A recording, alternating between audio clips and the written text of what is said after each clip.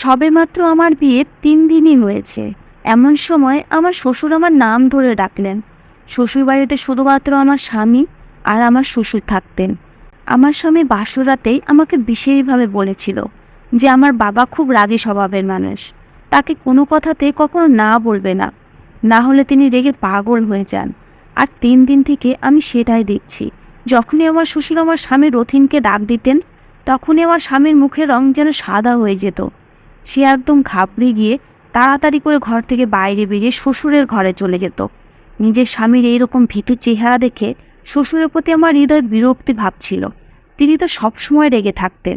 বিয়ে ৩ দিন পার হওয়ার পরে চতুর্থ দিন সকালে রথিন আমাকে বলল, আজকে তোমাকে বাইরে ঘুরতে নিয়ে যাবে।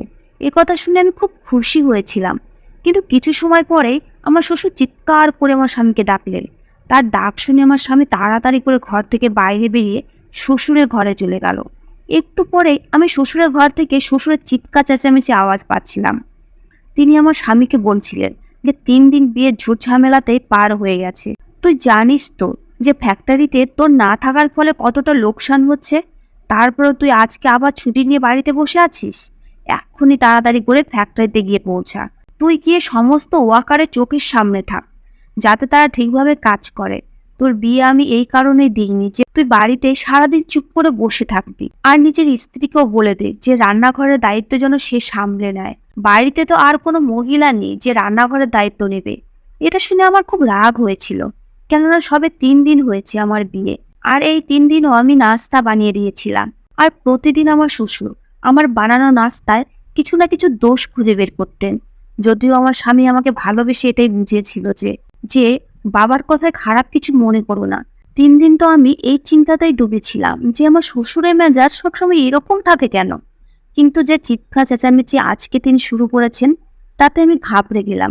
কিছুক্ষণ পরে আমার স্বামী মুখ কালো করে ঘরের মধ্যে এলো। আরও এসেই বলতে লাগলো, আমাকে ক্ষমা করে দাও, আমাকে এখনই ফ্যাক্টরিতে যেতে হবে। আমি তাকে সান্ত্বনা দিয়ে বললাম, কোনো ব্যাপার না, আগে কাজ। বাইরে না হয় আমরা অন্য কোনো দিন যাব। আমি আমার মনের কষ্টকে বুঝতে দিলাম না। এরপরে ও রেডি হয়ে নিজের ফ্যাক্টরিতে চলে গেল। আর আমি রান্নাঘরে এসে বাসনপত্র ধুতে শুরু করলাম। বিয়ের মাত্র ৪ দিন পরে আমাকে বাড়ির রান্নার দায়িত্ব নিতে হলো। সাথে সাথে বাড়ির সমস্ত কাজও আমাকেই করতে হলো। আমার শ্বশুর চাকরানিকেও কাজ থেকে ছাড়িয়ে দিলেন। তিনি চাকরানিকে বললেন, বৌমা যখন বাড়িতে এসে গেছে তখন সমস্ত কাজ ওই করে নেবে। আমি সমস্ত ঘর পরিষ্কার করে ক্লান্ত শরীরে নিজের ঘরে আরাম করার জন্য যাচ্ছিলাম। তখনই আমার শ্বশুর নিজের ঘরে বসে আমাকে ডাক দিলেন। আমি মাথায় ভালো করে ঘোমটা টেনে দিয়ে শ্বশুরের ঘরে গিয়ে তাকে জিজ্ঞেস করলাম, হ্যাঁ বলুন বাবা, আপনার কি কিছু দরকার? তখন তিনি আমাকে মাথা থেকে পা অবধি গভীরভাবে পর্যবেক্ষণ করলেন। তারপরে খুবই অদ্ভুত ভঙ্গিতে নিজের শুকনো ঠোঁটে জিভ বুলিয়ে নিয়ে বলতে লাগলেন, দুধ দুধ খেতে চাই। শ্বশুরের মুখ থেকে কথা শুনে সবার প্রথমে আমার নিজের কাপড়ের দিকে নজর গেল, কেননা আমার বুক থেকে কাপড় সরে গেছিল। আমি তাড়াতাড়ি করে নিজের কাপড় ঠিক করলাম আর ঘর থেকে বাইরে বেরিয়ে এলাম। আমার নিজের শ্বশুরের এই ব্যবহার খুবই অদ্ভুত লাগলো। শ্বশুর তো বাবার মতো হয়, আর বাবা কখনো মেয়ের মাথা থেকে পা অবধি এরকম অদ্ভুতভাবে দেখে না। আমি তাড়াতাড়ি করে রান্নাঘরে এসে পড়লাম। আমার হৃদয় খুব জোরে জোরে ধুকধুক করছিল। তবু আমি ফ্রিজ খুলে দুধের গ্লাস বের করে নিয়ে নিজের কাপড় ভালোভাবে ঠিক করলাম। তারপরে নিজের শ্বশুরের ঘরে এসে সাইডের টেবিলের উপরে দুধের গ্লাস রেখে দিলাম। এর আগে আমি ঘর থেকে বেরিয়ে যেতাম। আমাকে শ্বশুর বলতে লাগলেন, কিছুক্ষণ আমার কাছে বসে কথাবার্তা বলো। বাড়িতে এখন তুমি ছাড়া আর কেউ নেই, আর আমি অনেকদিন থেকে একলা বসে আছি, আর একলা বসে থাকতে থাকতে বোর হয়ে গেছি। এটা শুনে আমি টেনশনে পড়ে গেলাম। শ্বশুরের ঘরে একটাই মাত্র বিছানা ছিল, বসার জন্য কোনো চেয়ার বা অন্য কিছু ছিল না। এই কারণে বাধ্য হয়ে আমাকে বিছানার সাইডে বসতে হলো। তিনি আমার সাথে এদিকের ওদিকের কথা বলতে বলতে যখন তিনি দুধের গ্লাসে মুখ লাগাবেন, তখন সঙ্গে সঙ্গে সেটা পিছনে সরিয়ে দিয়ে বলতে লাগলেন, এত ঠান্ডা দুধ আমি খেতে পারবো না, আমার তো গরম দুধ খেতে খুব ভালো লাগে। এটা বলেই আবার আমার মুখের দিকে তাকালেন। এরপর তো তার চোখ সমস্ত শরীরে ঘুরতে লাগলো। তার নজর না জানি কি এমন ছিল যে আমি অসুস্থ অনুভব করতে লাগলাম। আমার সারা শরীর ঘেমে উঠল, মুখের উপরে ঘামের বিন্দু ফুটে উঠেছিল। শ্বশুর বললেন, তাড়াতাড়ি যাও, গিয়ে গরম করে নিয়ে এসে। আমি তাড়াতাড়ি করে দুধের গ্লাস হাতে নিয়ে দাঁড়িয়ে পড়লাম।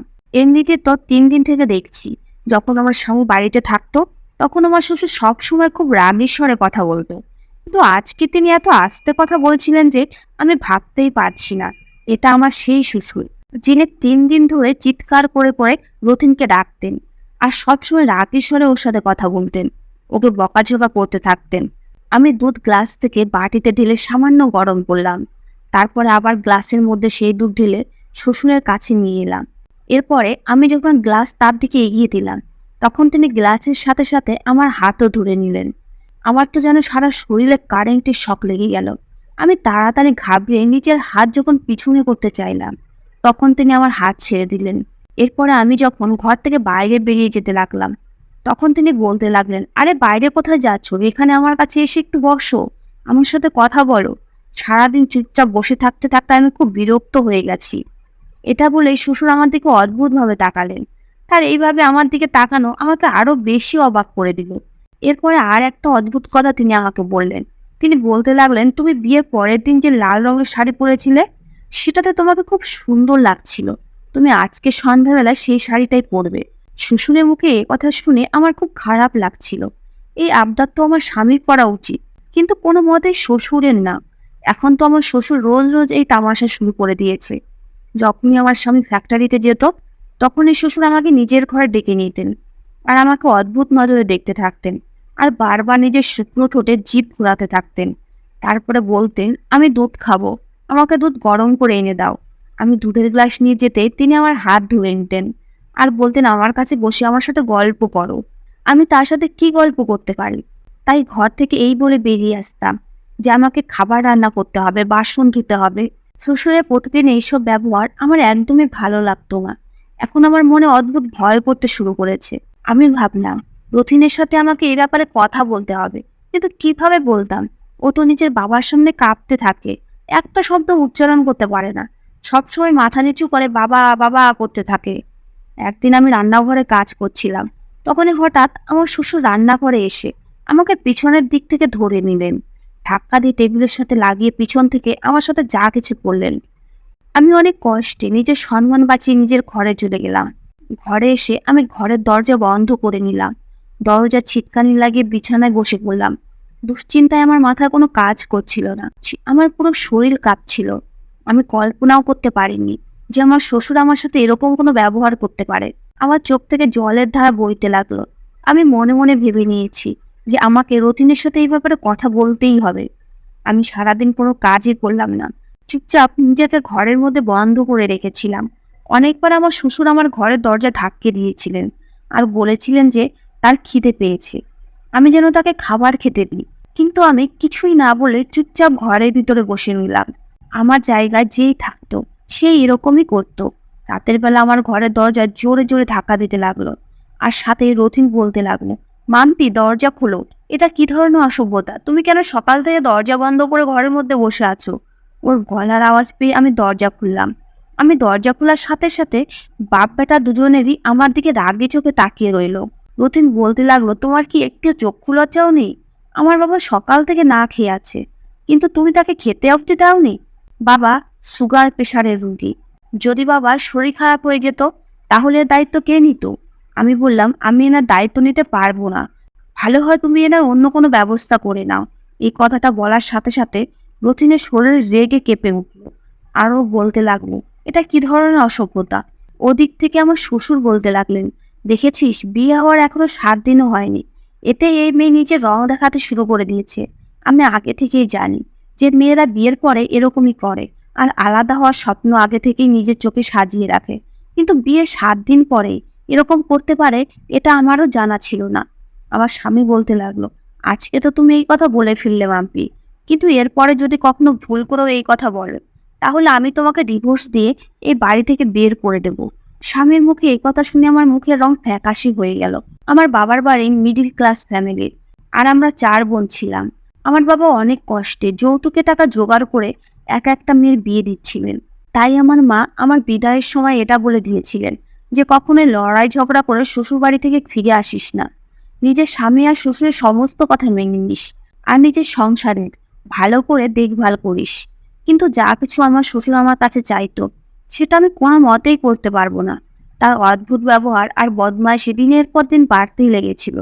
সেই সময় আমার স্বামী এতটা লেগেছিল যে যদি আমি ওর বাবার এসব কথা বলতাম তাহলে নিশ্চিত ও আমাকে মিথ্যাবাদী ভাবতো। আমি কোনো উত্তর না দিয়ে বিছানার উপরে বসে পড়লাম। আমার শ্বশুর বলতে লাগলেন, রথিন, বৌমাকে শেষবারের মতো বুঝিয়ে দে যে এ যেন নিজের মাথা ঠিক রাস্তায় নিয়ে আসে, না হলে আমি গিয়ে মায়ের সাথে কথা বলবো আর ওর বাবাকে বলবো যে সামলাও নিজের মেয়েকে। এটা বলে আমার শ্বশুর ঘর থেকে বেরিয়ে গেলেন। আমি রাগি চোখে শ্বশুরের দিকে তাকালাম। ও বলতে লাগলো, কি ঝামেলা শুরু করেছো তুমি? তোমার ঘাড়ে তো আরো 10 জন মানুষের বোঝা চাপিয়ে দেওয়া হয়নি যে তুমি সামলাতে পারছো না? আরে আমার বাবা তো একাই বাড়িতে আছে, না আছে কোনো ভাই, না আছে কোনো বোন। এরকম ঝুটঝামেলাহীন সংসারের তো স্বপ্ন সব মেয়েরাই দেখে, যাতে তাদের মাথার উপরে বেশি দায়িত্ব না চাপে। আমি আমার স্বামীকে বললাম, কাশ আমার শাশুড়ি আর দেওর ননদ থাকতো, তাহলে আজকে যে অবস্থার মধ্যে দিয়ে আমি যাচ্ছি সেই অবস্থার মধ্যে দিয়ে আমাকে যেতে হতো না। আমার কথা শুনে ও আমার দিকে রাগি চোখে তাকিয়ে বলতে লাগলো, কি এমন অঘটনা ঘটিয়ে ফেলেছে আমার বাবা? তোমাকে তো শুধু 2 বেলা খাবারই তাকে দিতে হয়, সেটাও তোমার কাছে বোঝা মনে হচ্ছে? দেখো, আমি বাড়িতে একদমই ঝগড়াঝাটি পছন্দ করি না।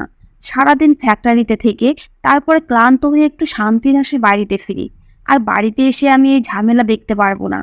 বাড়িতে আমি শান্তি চাই। আমি বিয়ে লড়াই ঝগড়া দেখার জন্য করিনি, শান্তি পাওয়ার আশায় করেছি। আমি বললাম, শোনো, একটা কাজ করো, তুমি তোমার বাবার বিয়ে দিয়ে দাও। আমার এটা বলার সাথে সাথে একটা জোরদার থাপ্পড়ও আমার মুখে মেরে দিয়ে বলল, লজ্জা করে না তোমার এইসব কথা বলতে? বাবার এখন বয়স আছে বিয়ে করার? আমার বাবার 2 বেলা খাবারও কি তোমার কাছে এতটা বোঝা হয়ে গেছে যে তুমি সেটাও রান্না করতে পারছো না? আমি বললাম, তুমি আমার কথা বুঝতে পারছো না।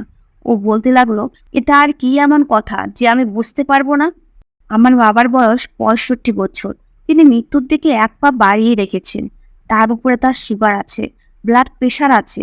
আর তুমি চাইছো এই বয়সে আমার বাবা একটা মেয়ের দায়িত্ব সামলাবে?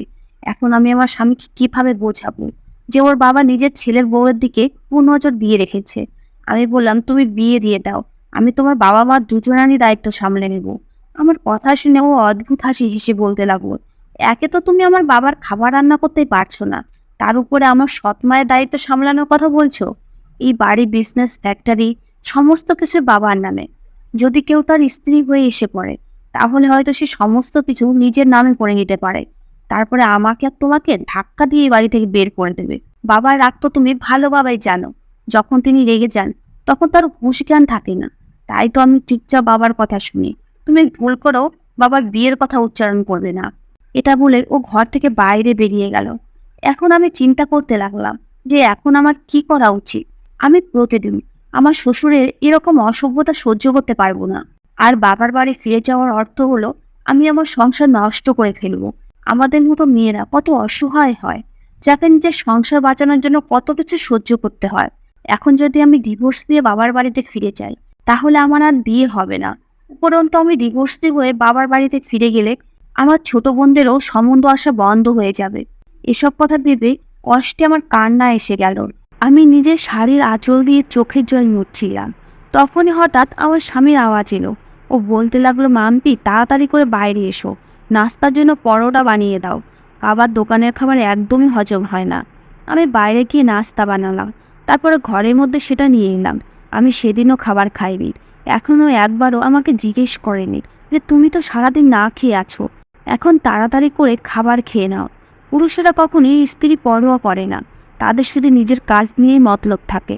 রথিনের ব্যবহারও সেরকমই ছিল, যেরকম বেশিরভাগ পুরুষদের হয়। আমি এরপর থেকে নিজের মুখ বন্ধ করে নিলাম। রথিন ফ্যাক্টরিতে চলে যাওয়ার সাথে সাথে আমার শ্বশুর আমাকে চিৎকার করে ডাকতে লাগলেন।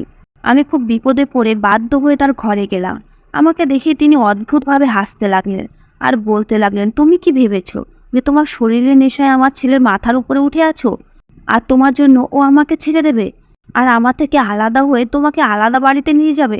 নিজের চিন্তাভাবনা বদলে নাও। আমি ভালোভাবে ওর উপরে কন্ট্রোল করে রেখেছি। ও চাইলেও কোথাও যেতে পারবে না, আর না তো তুমি কোথাও যেতে পারবে। এই জন্যই তো আমি কোনো বড়লোক বাড়ির মেয়ের সাথে আমার ছেলের বিয়ে দিইনি, যাতে সে আমার ছেলেকে ছেড়ে দিয়ে যেতে না পারে। আর এই কারণেই তো তোমাকে ওর বউ বানিয়ে নিয়ে এসেছে।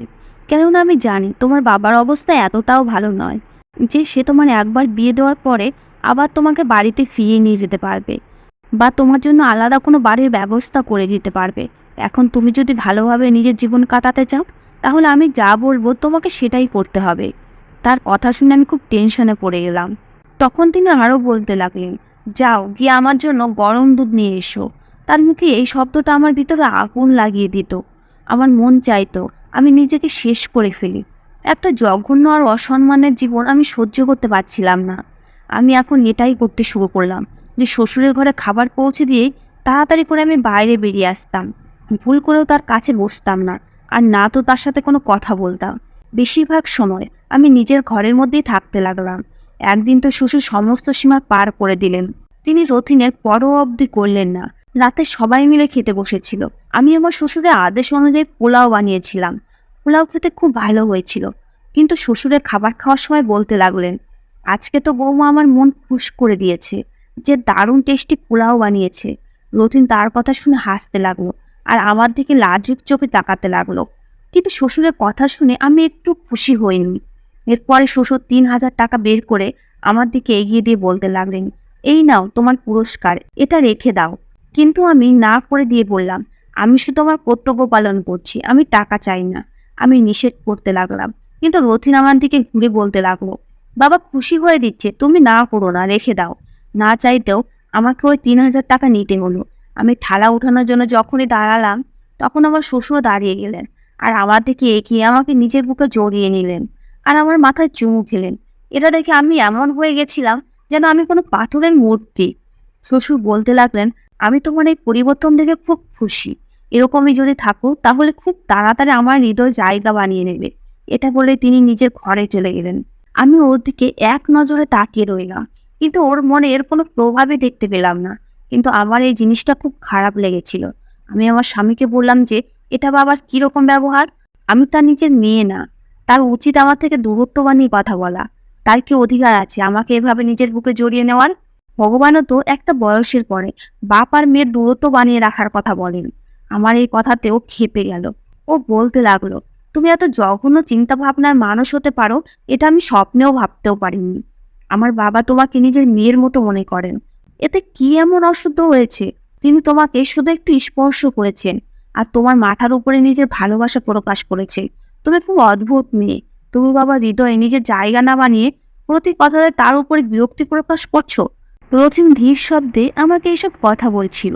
ও আরও বলতে লাগলো, ভগবানকে ধন্যবাদ দাও যে বাবা এই কথা শুনতে পায়নি, না হলে খুব বড় বিপদ আমার মাথার উপরে এসে পড়তো। তারপরে আঙুল উঠিয়ে আমাকে শাসিয়ে বলতে লাগলো, আমি তোমাকে শেষবারে বোঝাচ্ছি, নিজের ব্যবহার বাবার সাথে ঠিক রাখো। আমি কান্না করতে করতে বললাম, শোনো, আমার সহ্যের ক্ষমতা শেষ হয়ে গেছে। এখন তুমি একটাই কাজ করো, যে হয় আমাকে ডিভোর্স দিয়ে দাও আর না হলে নিজের বাবার বিয়ে দাও। এটা বলে আমি ঘরের মধ্যে চলে গেলাম। কিছু সময় পরেই বাইরের দরজার ডোরবেল বেজে উঠল। তারপরে বাইরের চিৎকার চেঁচামেচি আওয়াজ আসতে লাগলো। আমি বাইরে এসে জানতে পারলাম যে আমার একটা দেওরও আছে, যে আমেরিকায় গ্র্যাজুয়েট করার জন্য গিয়েছিল, আর সে সেখান থেকে ফিরে এসেছে, তাও নিজের স্ত্রীর সাথে করে নিয়ে। আমার দেওর সেখানে বিয়ে করে নিয়েছিল বলে আমার শ্বশুর ওর উপরে খুব রেগেছিল। এই কারণে ওকে এতদিন বাড়িতে আসার অনুমতি দেয়নি। আর না তো ওই কথাটা আমিও জানতাম যে রতিনের কোনো ভাইও আছে। আমি ওদের দুজন স্বামী স্ত্রীকে দেখে অবাক হয়ে গেছিলাম।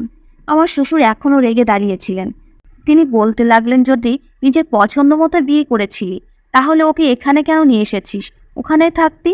ও হাত জোর করে নিজের বাবার কাছে ক্ষমা চাইতে লাগলো। তখন রথিন ওর বাবাকে বলল যে, বাবা শান্ত হও, যা হওয়ার ছিল তা হয়ে গেছে, ভাইকে ক্ষমা করে দাও। আমার কপাল ভালো যে আমার যাও এসে গেছে। আমার যা সুন্দরী ও রোগা পাতলা মেয়ে। আমি খুশি ছিলাম যে এখন বাড়িতে আমাকে একলা থাকতে হবে না। আমার যা খুবই হাসি খুশি আর সবার সাথে খুব সুন্দরভাবে কথা বলতো। ও অল্প দিনে আমার সাথে মিলে গেছিল। আমার দেওর আমার বরের সাথে ফ্যাক্টরিতে যেতে শুরু করেছিল। এখন আমার শ্বশুরের নজর আমার দিক থেকে সরে আমার জায়ের দিকে গেল। এক রাতে খাবার খাওয়ার সময় শ্বশুর বলতে লাগলেন যে এখন থেকে আমার সমস্ত কাজ আমার ছোট বৌমাই করবে। সেও খুশি খুশি রাজি হয়ে গেল আর বলতে লাগলো, ঠিক আছে বাবা, আপনার যা কিছুই প্রয়োজন আপনি আমাকে বলে দেবেন। আমার দেওর ওর বউয়ের কথা শুনে খুব খুশি হয়েছিল। কিছুদিন পরেই একবার আমার যা যখন শ্বশুরের ঘর থেকে বাইরে এলো, তখন ওকে দেখে খুব ক্লান্ত মনে হচ্ছিল। ও নিজের মুখের ঘাম মুছছিল। আমি বুঝতে পারতাম যে ও কোনো কষ্টের মধ্যে দিয়ে পার হচ্ছে। ও চুপচাপ রান্নাঘরে এসে বাসনপত্র ধুতে লাগলো। আমি জিজ্ঞেস করলাম, কি হয়েছে? তখন ও বলতে লাগলো, বাবার অভ্যাস খুব অদ্ভুত। সে অদ্ভুত নজরে আমাকে দেখতে থাকে। কখনো কখনো হাত ধরে নেয়, কখনো কখনো হঠাৎ করে বুকে জড়িয়ে নেয়, আর কখনো কখনো নিজের। বাবা এমন সব অদ্ভুত কথা বলতে থাকে যা শুনে আমার কানের লতি পর্যন্ত লাল হয়ে যায়। ও আরও বলতে লাগলো, আমি আগে যখন আমার স্বামীর সাথে কথা বলতাম তখন তো ও বলতো যে ওর বাবা খুব ভালো, কিন্তু তিনি তো কথায় কথায় আমাকে নিজের কাছে করে নেয়, আমাকে নিজের কাছে নেওয়ার চেষ্টা করে। আমার এসব একদমই ভালো লাগে না। আমি বললাম, এই দুই ভাই কখনোই নিজের বাবার কথা অমান্য করে না। আমিও এই কষ্টের মধ্য দিয়েই পার হয়েছি, কিন্তু রতিন কখনোই আমার কথা বিশ্বাস করেনি। আমার যা বলতে লাগলো, কিন্তু আমি তো আমার স্বামীকে পরিষ্কার বলে দেবো যে যদি ওর বাবা এরকম ব্যবহার করতে থাকে তাহলে ওকে বলবো যে ও যেন আমাকে অন্য বাড়িতে নিয়ে যায়। বাড়িতে আবার সেই ঝগড়া শুরু হয়ে গেল, যেটা আমার আর রথিনের মধ্যে হতো। আমার দেওরও বলতে লাগলো, আমি তোমার সাথে 2 বছর বাইরের দেশে একা থেকেছি, এখন এখানে এসে মাত্র 2-4 দিন বাবার জন্য খাবার রান্না করেছো, কি আবার নতুন ড্রামা শুরু করে দিয়েছো। ওদের মধ্যে সেই সব ঝগড়াই হতে লাগলো, যেটা রথিনের সাথে আমার হতো। আমার যা আমার দেওরের কাছে ডিভোর্স চাইতে লাগলো। সেই রাতে রথিন যখন ঘরের মধ্যে এলো তখনও খুব চুপচাপ হয়ে রইল। আমি বললাম যে রথিন, এখনো তো তুমি এটাই বলবে যে আমি ভুল ছিলাম, যে অভিযোগ আমি বাবাকে নিয়ে করতাম সেটাই আজকে তোমার ভাই বউ করছে, এর মানে কোথাও না কোথাও বাবাই ভুল। আমি তোমাকে সত্যি বলছি, বাবার একজন স্ত্রী দরকার, যদিও তার বয়স 65 বছর হয়ে গেছে। তোমাদের উচিত ছিল নিজের মায়ের মৃত্যুর কিছুদিন পরে তার বিয়ে দিয়ে দেওয়া, তাহলে তিনি সত্যি আমাদেরকে মেয়ে ভাবতে পারতেন। আমার কথা হয়তো এখন রতিন বুঝতে পেরেছে। পরের দিন ও নিজেই বাবাকে দ্বিতীয় বিয়ে করার জন্য বলল। তখন প্রথম তো তিনি বিরক্তি ভাব দেখিয়ে বলতে লাগলেন, আমি এই বয়সে বিয়ে করব? তোদের কি মাথা খারাপ হয়ে গেছে? রতিন বলল, একটা বিধবা মহিলা আছে, যদি তুমি চাও তাহলে এতে কোনো প্রবলেম নেই। সেই মহিলার বয়স এখন 50 থেকে 51 বছর হবে, আর সে ভাইয়ের দয়ায় খুব কষ্টে নিজের জীবন কাটাচ্ছে। প্রথমে তো বাবা অনেক ঢং দেখালো, কিন্তু তারপরে 2-4 দিন পরে নিজেই বলতে লাগলেন যে ঠিক আছে, আমি বিয়ে করে নিচ্ছি। কিছুদিন পরে তার সাথে আমার শ্বশুরের বিয়ে হয়ে গেল। এতে এই পার্থক্য হলো যে বাড়ির পরিবেশ অনেকটা ভালো হয়ে গেছে। রতিন এখন নিজেই আমাকে বলতো যে তুমি ঠিকই বলেছিলে, বাবার একজন স্ত্রী দরকার ছিল। আমার নতুন শাশুড়ি শ্বশুরে খুব যত্ন করতেন, আর এখন শ্বশুরের নজর আমাদের দিকে তেমনভাবে উঠতো না। আমাদের সমাজে এই জিনিসও খুব সাধারণ হয়ে গেছে যে যদি বাবার বয়স বেশি হয়ে যায় তাহলে সন্তান তাকে দ্বিতীয় বিবাহ হতে দিতে চায় না, যার কারণে পরিবারে আসা নতুন বৌমাকে এই ধরনের সমস্যায় পড়তে হয়, যেরকম সমস্যা আমাকে আর আমার যাকে পড়তে হয়েছিল। ধন্যবাদ বন্ধুরা।